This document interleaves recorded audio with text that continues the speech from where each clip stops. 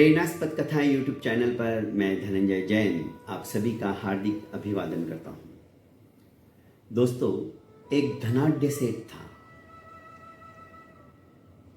पैसों का कोई पारावार न होने के कारण उसे अहंकार भी भरपूर था। हमेशा अपने धन के नशे के अंदर डूबा रहता था। लोग दिखावा करने के लिए थोड़ा बहुत दान पुण्य भी करता था, पर जीवन के वास्तविक ज्ञान का अभाव होने के कारण से उसे कई बार लगता था कि मैं इतना दान पुण्य करता हूं, पर वास्तविक ज्ञान क्या है ये जानना भी बहुत जरूरी है। लोग आते हैं, मुझे ठग के चले जाते हैं, मैं भी अपने नाम के लिए उनको मुंह मांगा दे देता हूं। सुपात्र कौन है, किसे दान देना चाहिए, कौन योग्य है, कौन अयोग्य है, इसका ज्ञान होना बहुत जरूरी है। एक दिन अपने नगर में आए हुए संत महात्मा का नाम सुनकर यह सेठ उनके पास चला गया। प्रतिदिन प्रवचन में आता, धीरे धीरे उसे प्रवचनों का रस भी आने लगा, पर अहंकार कम नहीं हुआ। बातें बहुत अच्छी लगती, पर इससे सुनता और इससे निकाल देता। एक दिन गुरुदेव के पास आकर उसने नतमस्तक होते हुए कहा कि गुरुदेव, मेरा मार्गदर्शन कीजिए, मुझे ज्ञान दीजिए, क्योंकि धन मेरे पास बहुत है पर ज्ञान नहीं है। यदि ज्ञान की वो रोशनी आप मुझे दे दोगे तो मेरा जीवन सफल हो जाएगा। संत महात्मा को भी पता था कि सेठ को बड़ा अपने पैसों का घमंड है, अहंकार है। अभिमान होने के कारण से सेठ ज्ञान को प्राप्त नहीं कर पा रहा है।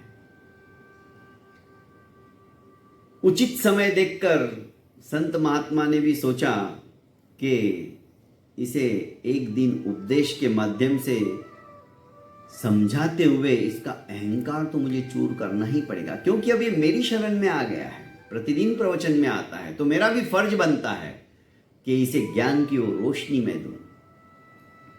सेठ प्रतिदिन तो आता ही था। एक दिन सेठ ने कहा कि महाराज, आज बहुत फायदा हुआ है, करोड़ों का फायदा हो गया आज के दिन। तो मैं चाहता हूं कि आपको यदि कोई चीज की आवश्यकता हो तो निसंकोच मुझे बताइएगा,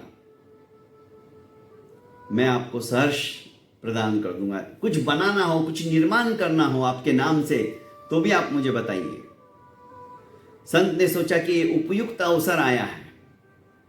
उसने कहा, बाकी तो भगवान की दया से सब कुछ है, हम तो अल्हड़ है, फक्कड़ है, सन्यासी है, हमें किसी चीज की जरूरत नहीं है, पर हाँ, कभी कभी मेरे जो कपड़े वस्त्र फट जाते हैं तो मुझे सुई की आवश्यकता होती है, तो बार बार किसी ना किसी घर से मेरे को सुई मांग के लाना पड़ता है और काम होते ही उसको वापस देना पड़ता है।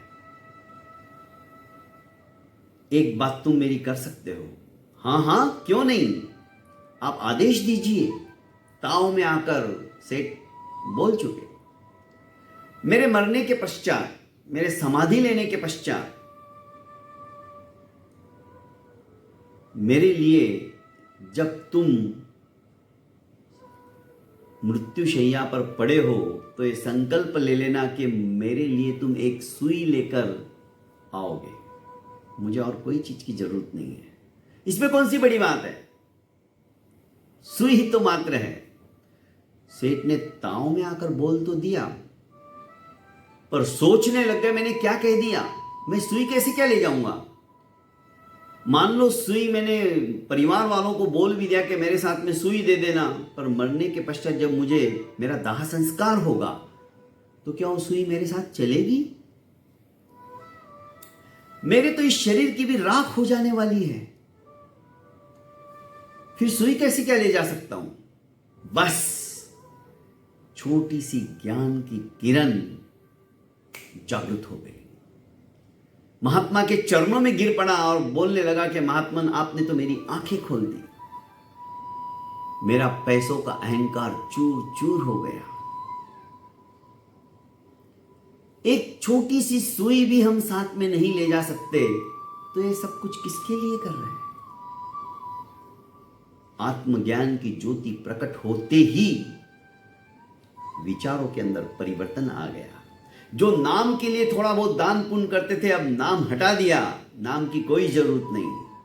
मैं एक अच्छे भावना से तुम्हें दे रहा हूं, उसका सदुपयोग हो रहा है या दुरुपयोग हो रहा है, मुझे कुछ लेना देना नहीं। मेरी भावना अत्यंत शुद्ध है, बस ये सोच अंदर के अंदर जागृत हो गई। कहने का अभिप्राय है दोस्तों, हम जो कुछ देते हैं निस्वार्थ भावना से हमें दान देना चाहिए। दान के कई प्रकार हैं। सबसे अच्छा दान वचनों का दान है, जीवन दान है। आजकल हम ब्लड दान देते हैं, कईयों की जिंदगी बच सकती है हमारे रक्तदान देने से। नेत्रदान है, प्रज्ञ चक्षुओं को आंखें मिल सकती है। कई तरह के दानों में सर्वश्रेष्ठ दान अभय दान है। जीवन दान आप जिसे कहते हो, जीवों के ऊपर दया करो। नीचे भी हम चल रहे तो देख के चलो, 2.5 हाथ सामने देखकर चलो। उसे जैनिज्म के अंदर इरिया समिति कहते हैं।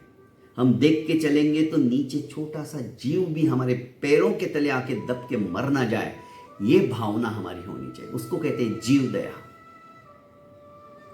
दोस्तों, विषय बहुत सारे हैं।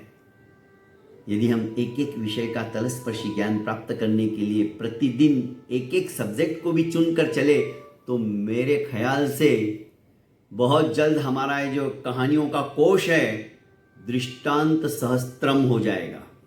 शतकम तो हो गया, अर्धशतकम होने की अभी तैयारी है हमारी, 500 हो रहे हैं, 1000 होते हुए देरी नहीं लगेगी। ये छोटी छोटी कहानियों को दोस्तों आप लाइक कीजिए, सब्सक्राइब कीजिए और ज़्यादा से ज़्यादा फॉरवर्ड कीजिए। यही कहकर मैं अपनी बात समाप्त करूं कि दोस्तों, जीवन के अंदर जो भी हम दे निस्वार्थ भावना से दे। अपेक्षा, आकांक्षा, कामना रहित यदि हम दान देंगे तो यही दान हमें स्वर्ग और अपवर्ग की ओर ले जाने में सहायक होगा। बहुत बहुत धन्यवाद।